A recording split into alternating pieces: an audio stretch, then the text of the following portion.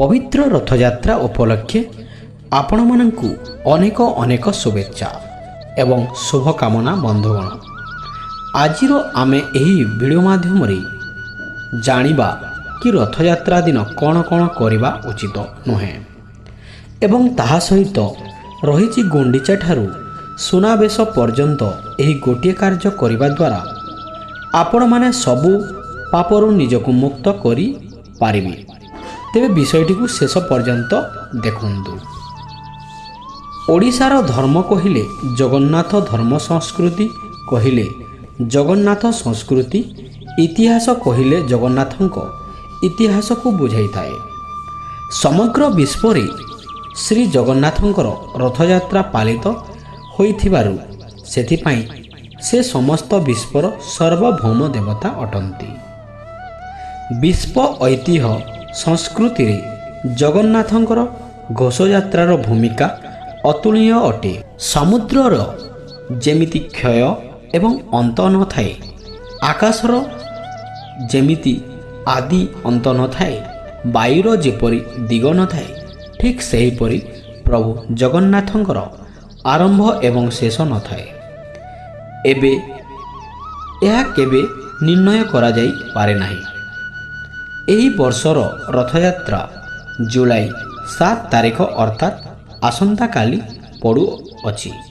एबे आसंतु किछि किछि छोटिया कथा जानिबा जहा गुंडीचा ठारू आरंभ करी सुनाबेश पर्यंत केबे भी करिवे नाही, कारण एही सबु छोट छोट कार्य को अशुभ विचार करा जाई थाए। देखंतु दुई हातरे मुंड कुंडेइबे नाही, दांतरे नख किंबा लोम केश छिंडाइबे नाही, आकार अकारण रे माटी खोलिबे नाही, नखरे नख को काटिबे नाही।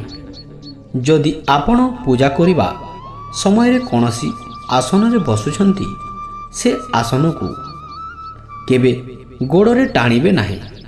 एही सब कार्य को अशुभ कर्म बोली विचार करा जाय थाए। मुंड चुटी को हातरे धरी टाणिबे नाही। भोजन देवपूजा मांगलिक कार्य एवं बड़ लोकंक सामनारे छिंकिबा अशुभ कर्म विचार करा जाय थाए।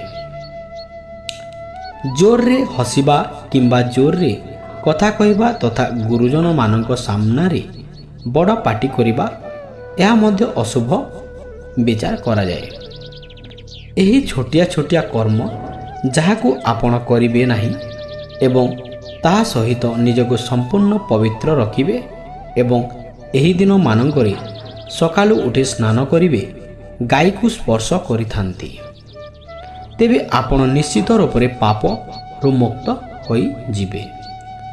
ऐठा हातरे गाई, ब्राह्मण, अग्नि, देव प्रतिमा, वृक्ष, यज्ञ, काठ तथा निज मस्तक को स्पर्श करिबा अनुचित अटे।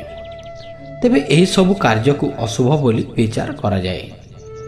विशेष करी एही दिन मानंकरे आपण ए सब भूल करंतु नाही।